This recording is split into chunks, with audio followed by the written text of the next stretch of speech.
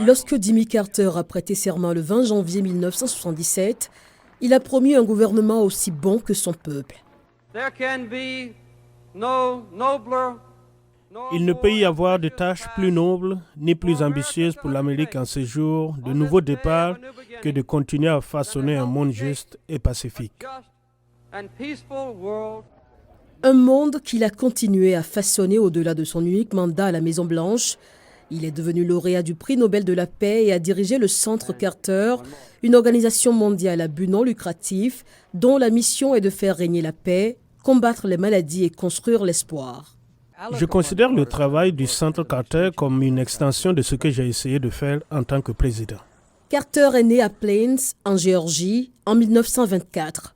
Diplômé de l'Académie navale des États-Unis en 1946, il a servi comme officier sous-marinier avant de retourner à Plains en 1953 pour gérer la ferme familiale à la suite du décès de son père. Carter est entré en politique pendant le mouvement des droits civiques des années 1960, exerçant 2 mandats de législateur en Géorgie avant de devenir gouverneur de l'État en 1971. De gouverneur sudiste inconnu en 1971, Carter est devenu le candidat victorieux à l'élection présidentielle de 1976, battant de justesse le républicain Gerald Ford, la médiation des accords de Camp David en 1979 et le traité de paix entre l'Égypte et Israël ont constitué l'apogée de la présidence de Carter. Lorsque je suis devenu président, il y avait eu 4 guerres entre Arabes et Israéliens au cours des 25 années précédentes, avec les Égyptiens à la tête du mouvement soutenu par l'Union soviétique. C'était le seul pays qui pouvait vraiment défier Israël militairement. Carter a également négocié un traité rendant le contrôle du canal de Panama au Panama et a établi des liens diplomatiques complets avec la République populaire de Chine. Mais la révolution islamique de 1979 en Iran allait changer le cours de sa présidence avec une crise des otages qui aura marqué sa présidence. Carter a également été confronté à des difficultés sur le plan intérieur. L'inflation et la hausse du chômage ont entravé l'économie, contribuant à sa défaite électorale de 1980 face au républicain Ronald Reagan. Le 20 janvier 1981, jour de l'investiture de Reagan, l'Iran libère enfin les otages américains. Carter, vaincu et déprimé, retourne à Plains pour préparer sa bibliothèque présidentielle. J'ai imaginé que ce serait une toute petite chose où j'aurais un bureau et quelques beaux bâtiments à Atlanta. Il est devenu bien plus que cela.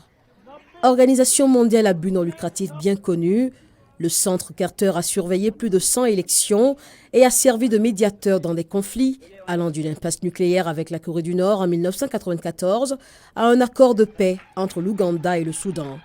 Le centre promeut également la santé et lutte contre les maladies dans les régions les plus pauvres de la planète. L'éradication de la maladie du ver de Guinée a été l'un de ses principaux objectifs. Dans l'histoire de l'humanité, une seule maladie a été éradiquée, la variole, il y a plus de 30 ans. Le ver de Guinée sera donc la 2e maladie de l'histoire à être éradiquée de la surface de la Terre. Le travail de Carter en faveur de l'humanité l'a conduit à Oslo, en Norvège, en 2002, où il a accepté le prix Nobel de la paix. Carter a mené une vie active jusqu'à l'âge de 90 ans, survivant à un cancer du cerveau en 2015. Mais sa santé déclinante l'a contraint à rester confiné dans sa ville natale de Plains pendant les dernières années de sa vie. Jimmy Carter est apparu pour la dernière fois en public lors des funérailles de son épouse Rosalind en novembre 2023.